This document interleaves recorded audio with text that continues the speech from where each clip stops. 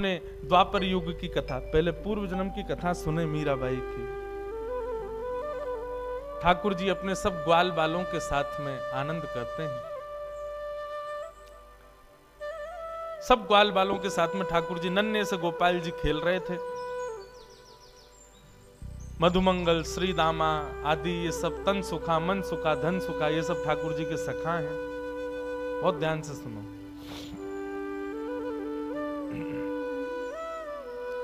ये सब सखा हैं ठाकुर जी के। एक दिन ठाकुर जी सब ग्वाल बालों के संग खेल रहे थे, तो ठाकुर जी का सखा श्री दामा बीच खेल से ही जान लगो। ठाकुर जी बोले, अरे भैया कहां को जा रहे हो? लाला मैं तो अपनी ससुराल जा रहा हूं। ठाकुर जी तुरंत पहुंच गए श्री दामा के पास, हाथ पकड़ लियो। बोले, ससुराल जी कौन सा काम है भैया? ब्रजभाषा समझ में आ रही है? देखो भैया, आप सब लोग अधिकतर यहाँ अहीर समाज के लोग बैठे, आप सब लोग ब्रज से ही हो, आपके सब पूर्वज ब्रज के ही हैं। ब्रज भाषा तो समझ में आनी चाहिए, आपके द्वारिकाधीश की भाषा। ठाकुर जी बोले, भैया ये श्रीदामा जे कौन सा गांव है? ससुराल। श्रीदामा बोलो, अरे बाबड़े ससुराल गांव ना होवे। बोले, तो फिर का होवे ससुराल? बोले, ससुराल होवे ब्याह एवे के बाद में एक नहीं दो घर है जाए, एक तो होवे अपनी मैया को घर, पिता को घर, और एक होवे पत्नी के मैया पिता को घर, वाकू के हैं ससुराल। ठाकुर जी बोले, तेरी बात मेरे पल्ले ना पड़ रही लाला। अरे ससुराल कहा होवे मुझको जल्दी बता। बोले, अरे ससुराल मतलब पत्नी को माई को। ठाकुर जी बोले, पत्नी जी पत्नी कौन होवे भैया? श्री दामा समझा रो है, अरे लाला तू तो बड़ो बोरो है, नेक बड़ो है जाएगो तो तेरो ब्याह है जाएगो, तेरी पत्नी आ जाएगी। ठाकुर जी बोले, मेरी पत्नी आवेगी? बोले, हम बे तो फिर मेरो ससुराल कहां है? श्री दामा बोला, मो का पता तेरो ससुराल कहां है, जब ब्याह होगा तब पता चलेगी तेरो ससुराल कहां है। अब तो ठाकुर जी हट करने लगे, बोले, ना मेरो ससुराल बता, मेरो ससुराल कहां है। श्री दामा बोलो, अरे अपनी मैया तो जाके पूछ ले, तेरी मैया बता देगी तेरो ससुराल कहां है। ठाकुर जी खेलते कूदते आज घर आए। यशोदा मैया रसोई घर में प्रसाद सिद्ध कर रही है। ठाकुर जी आके गोद में बैठ गए, बोले, मैया मेरो ससुराल कहां है? अब तो जैसे ही मैया ने सुनी मेरो ससुराल कहां है, लाला बोल लो। मैया बोली, लाला ये कहां से सीख आयो? बोले, आज मैया मैं खेल रहे हो तो श्रीदामा अपनी ससुराल गए हो, तो वो बोलो मैं ससुराल जा रहा हूं, तब से मेरे मन में आ रही मेरो ससुराल कहां है। मैया बोली, ससुराल लाला जब ब्याह जाएगा तब आएगा ससुराल। बोले, जय श्रीदामा कह रहा मेरो ब्याह कब होएगा मैया? बोले, अरे अभी तू बड़ो तो है जा लाला, तू पे मोह दोनों आवे ना, मैं खवाऊं तो खावे, मैं चलाऊं तो चले, मैं उठाऊं तो उठे, मैं नहाऊं तो नहावे। जब बालक बच्चे सब अपने आप अपने कामन को करन लगे तब उनको ब्याह कर दियो जाए, तब उनके काजे बहू आवे, तब ससुराल होवे। ठाकुर जी बोले, मैया मैं सब काम कर लूंगा अपने आप, तू मेरा ब्याह करा दे, और मेरे काजे बहू लिया। मैया बोली, नेक बड़ो तो है जा लाला, कहां ते लाऊं तेरे काजे बहू? ठाकुर जी बोले, या तो मेरे काजे बहू ला, नहीं तो श्रीदामा अपनी बहू ला रहा हो, बाकी बहू को मैं ले आऊंगा, वो बहू मेरी है जाएगी। मैया जोर से हंसी, बोले, लाला तेरी बात ऐसी ऐसी बात बनावे, बैठो बैठो। मैया बोली, करा दूंगी तेरो ब्याह, ज्यादा चिंता मत करे। अब तो ठाकुर जी रोने लगे, मैया मेरो अभी ब्याह करा, अभी ब्याह जाऊंगा, मैं तो अभी ब्याह करूंगा। यशोदा मैया परेशान है गई, बोले, लाला चल करा दूंगी तेरो ब्याह, अब रोवे मत। बोले, कब करावेगी? तिथि बता मोकू, तिथि बता, दिन बता, समय बता, सब बता, तभी जाऊंगा यहां से। यशोदा मैया तो ऐसी परेशान भाई। ऐसे हमारे नन्हे से गोपाल जी बहू की और ससुराल की आस में बैठे। श्री दामा को ब्याह माधवी गोपी से भयो, माधवी सखी से भयो। माधवी आज श्री दामा माधवी को लेने के लिए ससुराल गए। ससुराल से जैसे ही माधवी आने लगी सो मैया ने पढ़ा दी माधवी और पढ़ा लिखा करके भेजी। बोले देख तू अपने ससुराल जा रही है, जमाई राजा लेवे आए, लेकिन ध्यान रखियो, याद रखियो, ससुराल में सबको सम्मान करियो, सबको आदर करियो, सबसे प्रेम से रहियो। मैया खूब सिखा पढ़ा के भेजी अपनी बहू को।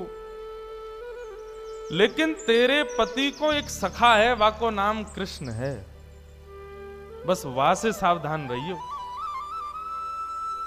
क्यों मैया वहां से सावधान क्यों रहूं मैं? बोले अरे मैंने सुनो है वो कन्हैया जाकू अपना रूप दिखा दे, जाकू एक बार अपनी तिरछी नजर से देख ले, वाको फिर गृहस्थ आश्रम गृहस्थ जीवन बर्बाद है जाए।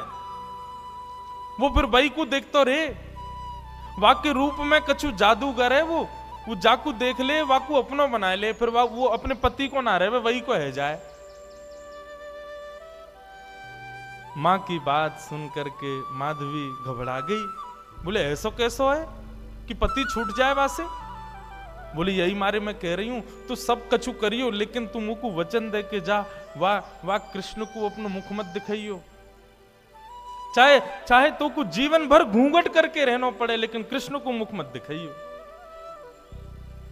माधवी बोली मैया मैं वचन दे के जा रही हूं, वह कृष्ण को मुख नहीं दिखाऊंगी। श्री दामा माधवी को लेकर के ब्रज जा रहा है। श्री दामा पहले ही माधवी से चर्चा करते आ रहा हो रास्ता भर। सो श्री दामा ने कही, बोली अरे सुन, ब्रज में अभी मैया मिलेगी, पिताजी मिलेंगे, सब मिलेंगे, सबके संग फिर बोलो मेरो एक सखा है कृष्ण, वाकू जब से मैंने बताई ससुराल के बारे में, ब्याह के बारे में, तब ते बड़ा उतावलो है, तो है सके वो तो से मिलवे आवे तो वाकू अपना मुख दिखाई दियो। मीराबाई ने जैसे ही कृष्ण को नाम सुनो महाराज, आदि माधवी ने जैसे ही कृष्ण को नाम सुनो, आधे रास्ता में ही घूंघट कर लियो। बोले वहां से ही तो बचवे के काजे मैया ने कही है, वाकू मुख नहीं दिखाऊंगी। बंधुओं, संसार में जिससे मुख छुपाना चाहिए हम उसको तो दिखाते हैं, और जिससे कभी नहीं छुपाना चाहिए उसी से छुपाते। संसार के विषय भोग विलास आदि इन सबके आगे हम अपने आप को प्रत्यक्ष प्रस्तुत कर देते हैं, और ठाकुर जी की भक्ति, ठाकुर जी के भाव में सदैव गोपनीय रखते हैं, सदैव अपने आप को पीछे रखते हैं। ऐसा क्यों? कथा का नाम सुनकर के रसिक जन आते हैं, ठीक है, अच्छा आप लोग भी पधारे हो, पर यहीं कोई ऐसी लीला होने वाली होती जिसमें थोड़ा मनोरंजन हो तो भीड़ ज्यादा होती है। कथा ही तो है, मीराबाई के चरित्र तो सुनाएंगे, क्या करना सुन करके? नहीं, ठाकुर जी से संबंधी कोई भी बात हो उसमें तो बढ़कर के आगे आओ, बढ़कर के आगे भाग लो, उसमें चिंता मत करो। मीराबाई ने अपना मुख छुपा लियो, माधवी ने जैसे ही वृंदावन पहुंची बैलगाड़ी, सखान ने जाके ठाकुर जी को बता दी, अरे लाला देख, श्रीदामा आगो, अपनी ससुराल से आगो, अपनी बहू लेके आयो है। अब तो ठाकुर जी व्याकुल है गए, बोले बहू आइए, मैं भी तो देख के आऊं कैसी बहू होवे, कहां तक कैसी ससुराल तक कैसे आमे, कैसे कहा होवे। ठाकुर जी तो इतने उतावले हो गए महाराज, पहुंच गए बीच रास्ता में। अरे भैया श्रीदामा आ गए हो? बोले हाँ आ गए हो लाला। कहाँ है तेरी बहू, कहाँ बैठी है? बोले पीछे बैठी है। बोले अच्छा, मुख को मुख दिखाई दे। बोले तू देवर है, वो तेरी भाभी है, भैया खुद ही देख ले। जैसे ही रथ रुका, माधवी भीतर से सुन रही थी कि कृष्ण आ गया है।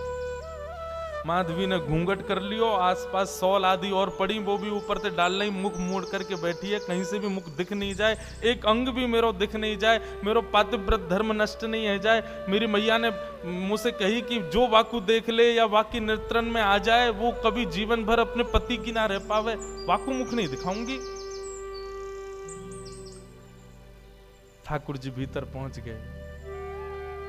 श्याम सुंदर बैठे हैं सामने, माधवी से कह रहे हैं, अरे श्रीदामा की बहू ने हमऊ तो दिखा तेरो मुख कैसो है, अरे नेक दिखाए दे।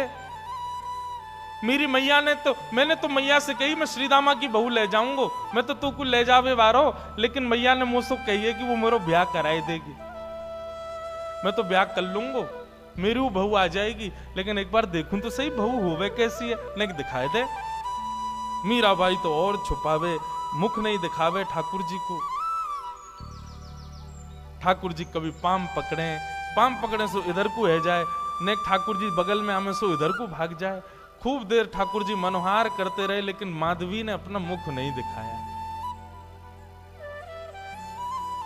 थोड़ी बहुत देर तो ठाकुर जी मनोहार करते रहे, जब माधवी ने मुख नहीं दिखाया सो ठाकुर जी बोले, देख तू मोसों अपनो मुख छुपाए रही है, तो ना पतो मेरो मुख देखवे के काजे सब तरस हैं, सब तड़फ हैं।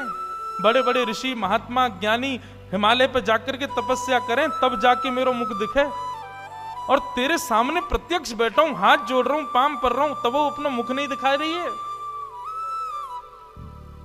जा तड़पेगी तू मुंह को देखवे के काजे, तरसेगी, व्याकुल रहेगी जीवन भर। माधवी ने मानो ऐसा इशारा किया कि मोह देखवे की जरूरत ना है, मोह तड़पवे की जरूरत ना है, चले जाओ यहां से। ठाकुर जी निकल के बाहर आए, बोले, अरे श्रीदामा मोह तो लगे तेरी बहू भेड़ी दिखे, बाकी आंख कमजोर, बाकी एक आंख ते काणी है। श्रीदामा बोलो नहीं तो। बोले तो नाक टेढ़ी है, बोले नहीं तो। बोले होठ कटे हुए हैं, बोले नहीं तो। बोले दिखाई ना रही, ऐसे मुंह छुपा रही है जैसे कितनी कुरूपणी है। कोई बात ना श्रीदामा, मेरी बहू आवेगी, मैं तो को नहीं दिखाऊंगा, ले जा अपनी बहू है। माधवी चली गई, अपने घर आ गई। लेकिन बंधुओं, गोविंद दामोदर स्तोत्र में कहते हैं ना, ग्रहे ग्रहे गोप वधू कदम्बा, सर्वे मिलित्वा समवाप्य योग्यम, पुण्यानि नामानि पठन्ति नित्यं, गोविंद दामोदर माधवेति। ब्रज में तो और कुछ होता ही नहीं है, हर घर में केवल कृष्ण की चर्चा चलती रहती है। सुबह उठने से लेके रात्रि सोने तक केवल कृष्ण कृष्ण कृष्ण। कृष्ण ने ऐसो कियो, कन्हैया ने ऐसो कियो, अरे आज तो नंद को लाला वहां घूम रहे हो, अरे आज तो नंद को लाला वहां डोल रहे हो, सब जगह यही चर्चा। अब माधवी सोचे इन पे और कोई बात ही नहीं है, अगल बगल की सब गोपियां, पूरे घर गृहस्थी की कोई बातचीत नहीं, बस पूरे दिन वो नंद को लाला ऐसो करे, नंद को छुरा ने आज तो ऐसो कियो, अरे आज तो माने ऐसो कियो, पूरे दिन वही की चर्चा।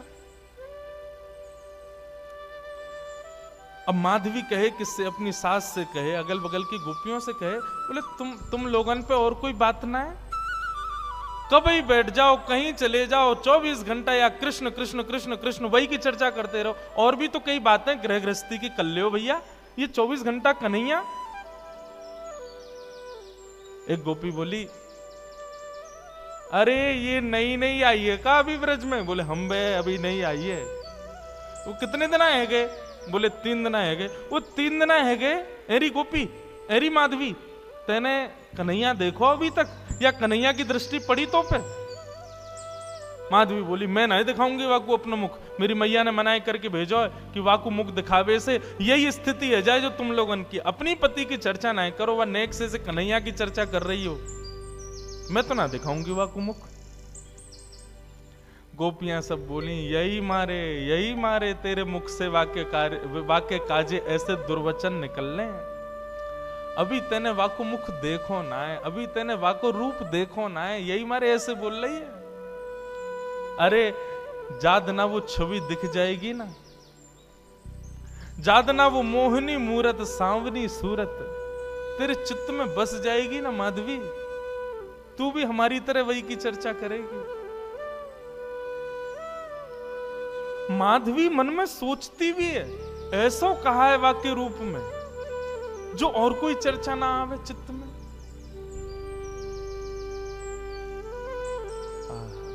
बंधुओं, अस्त सखा गाते हैं, सबने गाया, किसने नहीं गाया?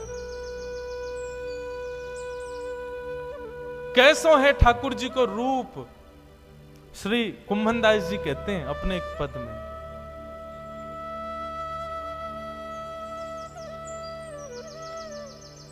नैना पलक लागे नहीं रूप देखे। अरे माधवी, वह कन्हैया को रूप कैसो है? बोले नेत्रन से जब वो सामने दिखेगा ना, तो जैसे पलक मानो झपकनो अपने आप को भूल जाएंगी, ये पलक नीचे आनो भूल जाएंगे। आज हम संसार की कोई वस्तु देखें तो पलक ना जाने कितनी बार झपके, हमें खुद को पता ना चले। बोले श्याम सुंदर जब नेत्रन के सामने आएंगे तो पलक भी भूल जाएंगी कि हमको झपकना है। ऐसा रूप है वाको।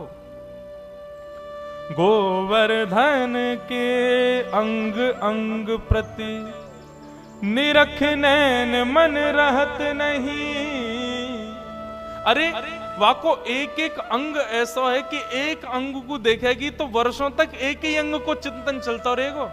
ऐसा ना है कि एक बार में नेत्रन को भी देख ले, मुख को भी देख ले, कानन को भी देख ले, हाथ भी देख ले, पाँव नहीं, एक बार में एक ही अंग दिखेगा और वही कोई चिंतन चलता रहेगा। कहरी कहो कछु कहत न आवे, चुत चुरायो वे मांग दही। कहा कहूं, वाक्य रूप को वर्णन ना कर सकूं। माधवी बोली ऐसो का है वाक्य रूप में?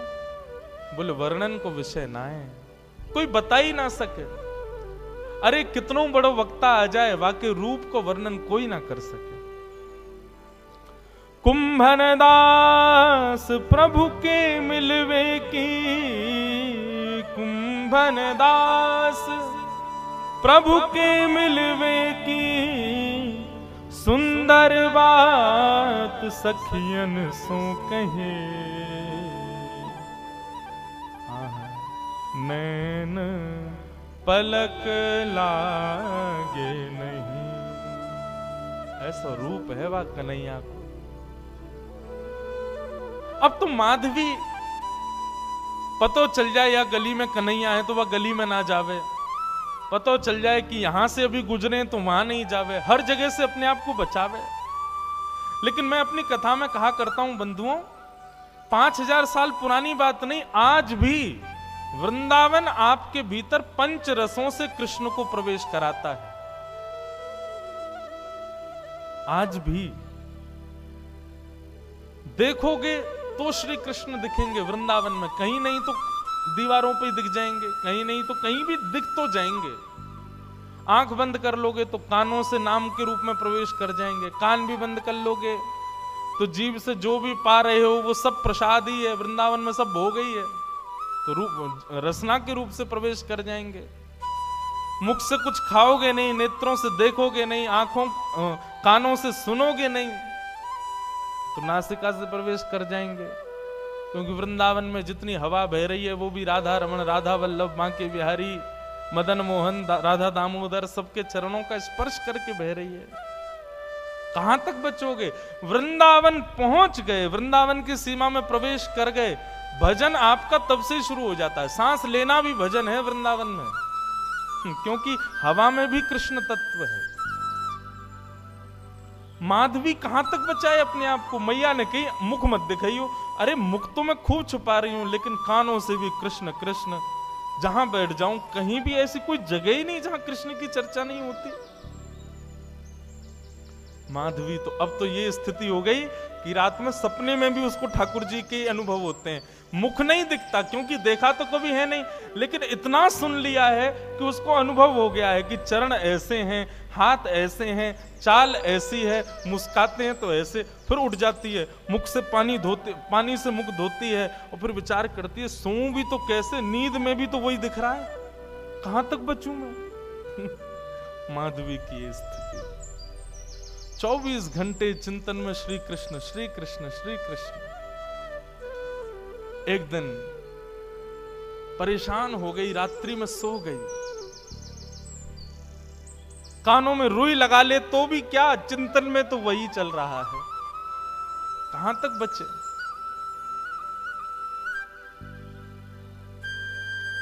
रात्रि में सोई थी, आज मानो मीराबाई को ऐसा लगा कि सुबह हो गई है,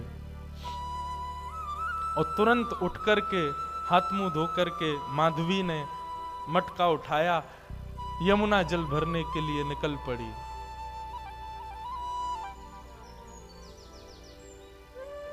उसको लगा समय हो गया है यमुना जल भरने का। सब गोपियां साथ में जाती थी यमुना जल भरने के लिए, लेकिन मीरा आज माधवी समय से पहले ही उठ करके चली गई। उसको लगा कि समय हो गया है, और पहुंच गई यमुना के तट पर। तट पर जाकर के देखा अभी तक कोई भी नहीं, अकेली मैं, बाकी सब कहां चली गई। हो सकता है मुझे विलंब हो गया हो, या मन में भाव आया मैं जल्दी आ गई हूं तो कोई बात नहीं, भर लेती हूं, आई गई हूं तो। अकेली है यमुना के तट पर माधवी। जैसे ही यमुना जल भरने लगी मटके में, रोज उठा के लेके जाती है खुद ही, लेकिन आज मटके में जल जैसे ही भरा, उठाया तो उठे ना, भार बढ़ गया है, भारी हो गया है। अब तो लगी है उसको उठाने में, कभी खूब प्रयास करती है, खींचती है, आसपास देखती है कोई आ जाए, कोई आके उठवा दे।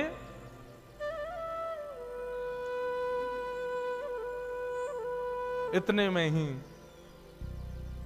बांकी अदा से अपनी चाल चलते भय, त्रिभंग लली श्याम सुंदर, कमल कटाक्ष नेत्र हैं, सुंदर दंतावली, चंदन की सुगंधी से आच्छादित करते हुए मार्ग को पहुंच गए यमुना के तट पर। माधवी आसपास देख रही है, कोई दिखे तो आवे, उठवावे। तभी दृष्टि पड़ी श्याम वर्ण, नन्हे से श्याम सुंदर छोटो सो बालक। माधवी ने देखा तो था नहीं उनको, देख करके लगा अरे पता ना कौन सी गोपी को छोटो सो सुंदर सो बालक सवेरे सवेरे जमुना के तट पर घूम रहा है। मीराबाई ने तुरंत आवाज दी, अरे ओ लाला, अरे ओ भैया, नेक अयो, इतकू अयो। ठाकुर जी कूदते फांदते अपनी चंचल अदा से, कभी यहां देखें कभी वहां देखें, ऐसी मधुर मुस्कान उनकी, पहुंच गए माधवी के पास। एक बार को तो मानो जैसे देखती रह गई माधवी, लेकिन मन में ये एक बार भी नहीं आया कि ये वही तो नहीं है जिससे बचना चाह रही हूं। नन्नो सो बालक है, चंचल सोया को बदन है, जरूर कोई गोपी को छोरा होगो। मटकी रखी है और माधवी ने कही, अरे लाला तूने किए जल की भरी, यमुना जल की भरी मटकी ने ऊंचाई दे, मुंह पे उठना ही रही है, बहुत भारी है गई है। ठाकुर जी इशारों करके बोले हाँ मैं उठवाए दूं। अब जैसे मीराबाई माधवी उठाने लगी, ठाकुर जी ने अपनी दोनों भुजान को वामे मानो जैसे एक भाव जैसो दियो, सोई मटकी उठ गई। अब मटकी तो उठी, ठाकुर जी नेक से नेक उठा के इतनी ऊपर तक कर देते, लेकिन ज्यों-ज्यों मटकी उठाई ठाकुर जी त्यों-त्यों लंबे होते चले गए और बिल्कुल मीराबाई के सन्मुख खड़े हैं। ऊंचाई करके जैसे ही मटकी शीश पे धारण कराई, शीश पे मटकी धारण करते ही माधवी ने अपने नेत्रन से सामने देखो, और जैसे ही सामने देखा, आहा, वरहा पीडम नटवर वपुः कर्णयो कर्णकारम, विभ्रदवासः कनक कपिसं वैजयन्तीं चमालां, रंध्रान वेणु वधर सुधया पूरयन् गोप वृंदै वृंदारण्यम, स्वपद रमणम प्राविशद गीत कीर्ति। दोनों भुजा से मटकी पकड़ रखी है, नेत्रों से सामने श्याम सुंदर को देख रही है, मुख खुला हुआ है, प्रश्वेत के बिंदु माथे से नीचे गिर रहे हैं, और अचेत अवस्था में मीराबाई उनके रूप को देख रही है, माधवी उनके रूप को देख रही है।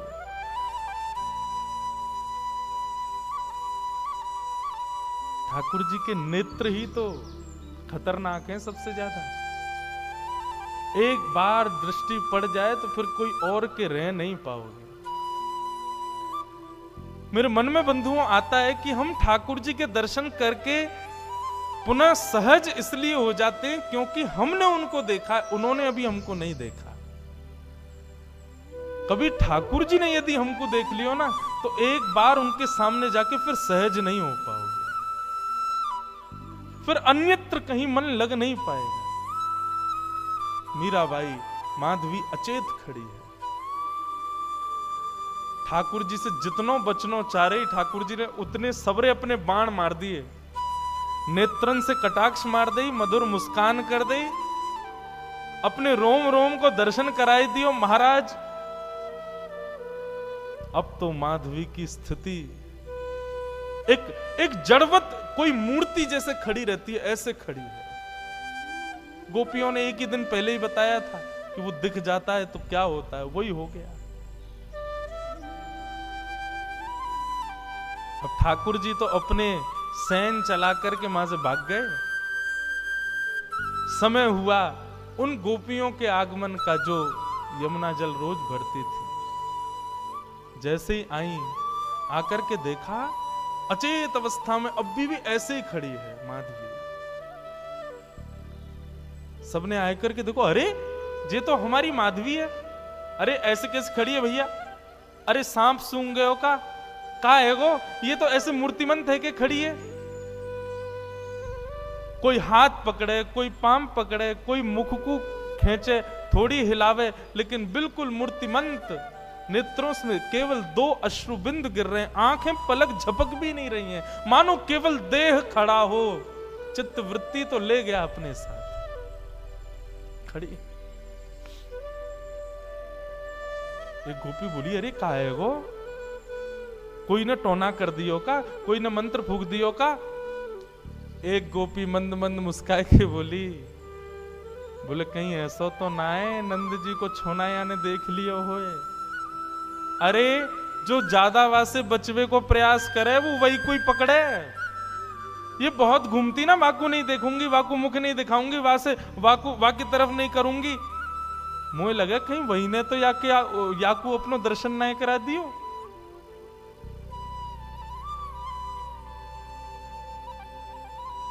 एक गोपी यमुना जल भर के लाई और जल का छिड़काव, खड़ी हुई है मीराबाई, ऐसा नहीं अचेत पड़ी है, सांस भी चल रही है, नेत्र भी खुले, बिल्कुल सचेत है, बस मूर्तिमंत है।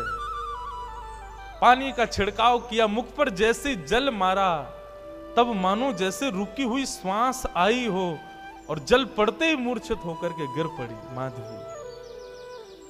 जल का छिड़काव किया, पैरों को मलना शुरू किया, हाथ दबाए, तब जाकर के चेतना आई और चेतना आकर के उठते ही बोली, वो कहां है?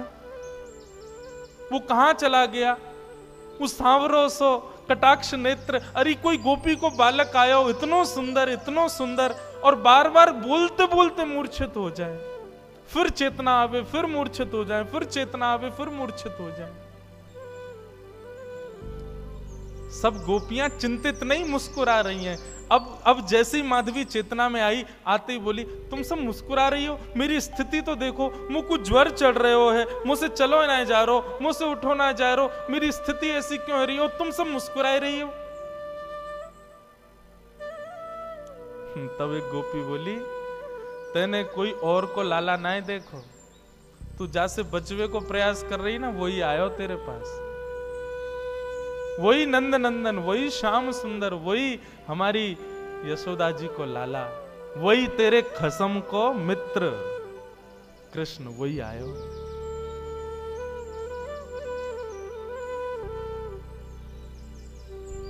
मीराबाई,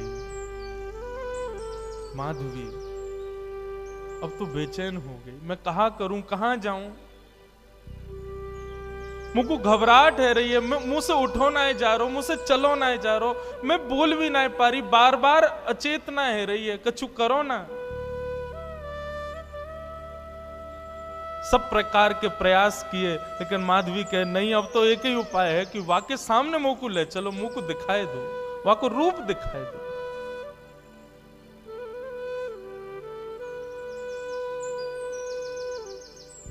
बंधुओं, कृष्णदास जी सही कहते हैं।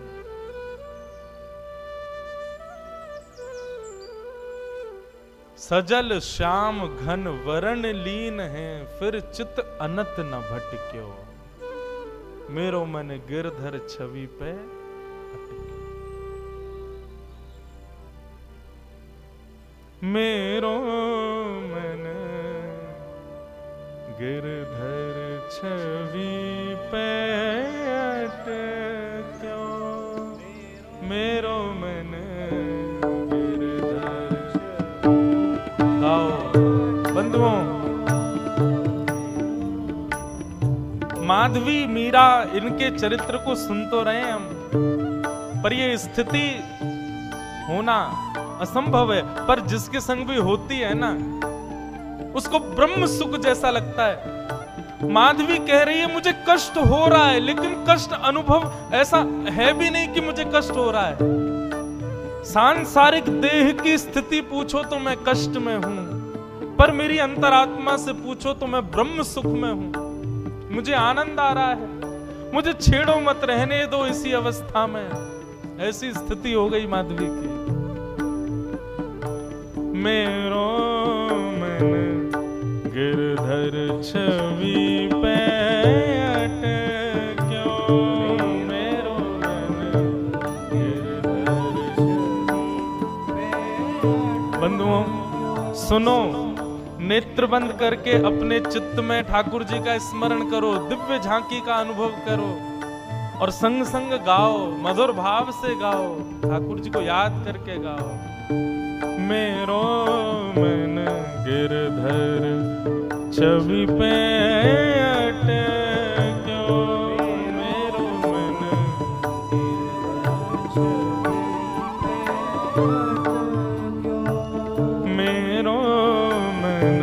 गिरधर छवि पे अटक्यो, मेरो मन गिरधर छवि पे अटक्यो। ओ ललित त्रिभंगी चाल पे चल के, ललित त्रिभंगी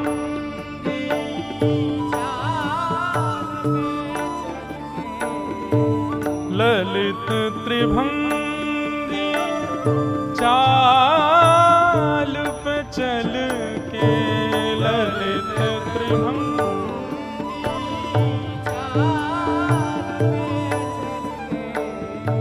चिबुक चारु गड़ी ठट क्यों, हो चिबुक चारु गड़ी ठट क्यों, मेरो मन गिरधर छवि पे अटक्यो,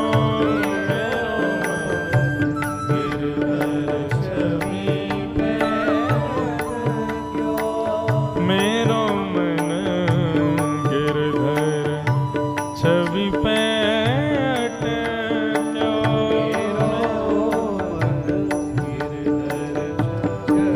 बोलो गिरधर गोपाल की जय।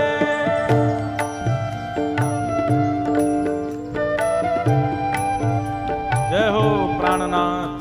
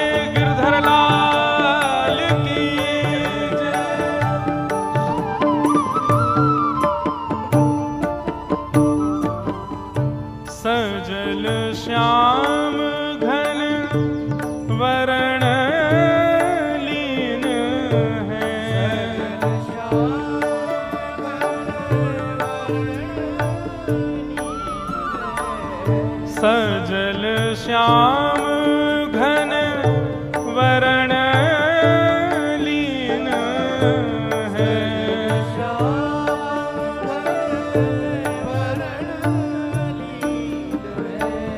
फिर चित अनंत न भट क्यों हो।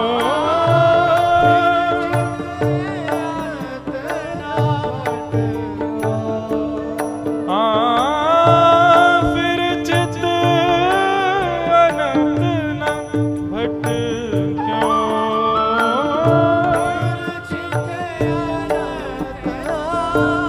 बंधुओं, जैसा मैं कह रहा हूं और जैसा हम अभी माधवी जी के चरित्र में सुन रहे हैं, ये बिल्कुल सत्य है।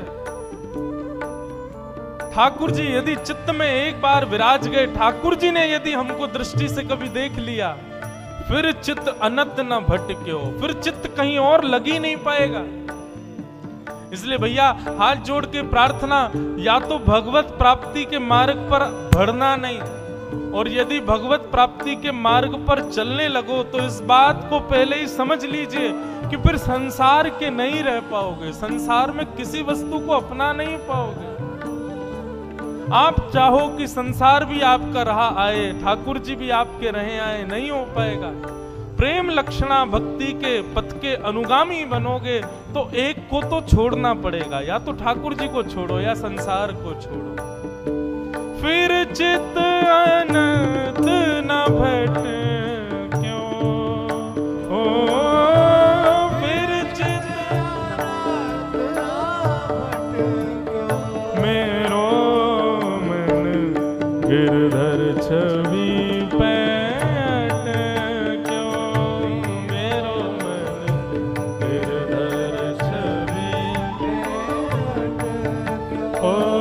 मेरो मन गिरधर छवि पैठ क्यों। मेरो मन गिरधर छवि। कृष्णदास जी कहते हैं, माधवी अब पूछ रही है मैं क्या करूं। मैंने तो बहुत रोका, बहुत बचाया अपने आप को कि उसके सामने कभी ना पड़ूं, लेकिन मेरा ब्याह भी तो ब्रज में हुआ ना, जहां कानों से, आंखों से, नाक से, जीभ से, त्वचा से, सब जगह से कृष्ण ही जाता है भीतर। मैं कहां तक रोकूं खुद को। और जब अब आ चुका है भीतर, जब वो चित्त में बैठ गया, तो अब मैं क्या करूं। मेरे बस में नहीं अब कुछ भी। लगन लगी घनश्याम की जाए, लगन लगी। ये नारायण दास जी का पद है, नारायण दास जी का पद है, बहुत सुंदर पद है। वे कहते हैं, एक बार जिसको ठाकुर जी की लगन लग जाती है, लगन लगी घनश्याम की जाए, लगन लगी।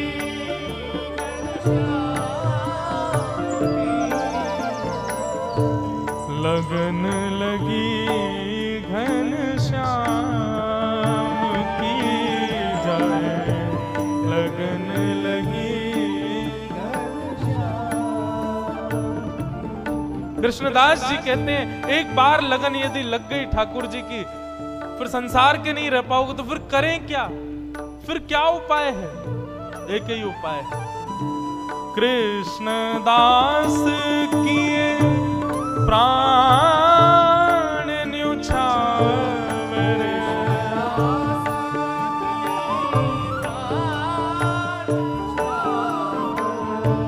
कृष्णदास किए प्राण न्योछावरे।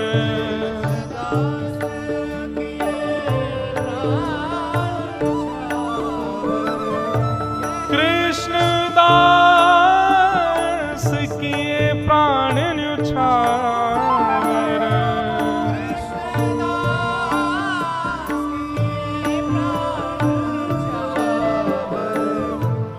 यह तन जग सिर पट क्यों।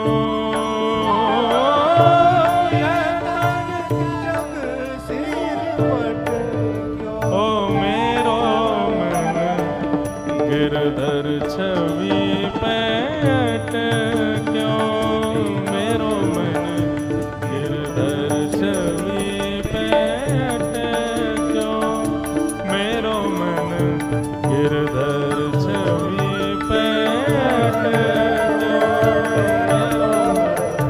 गिरधर छवि पे अटक्यो छवि पे अटक्यो।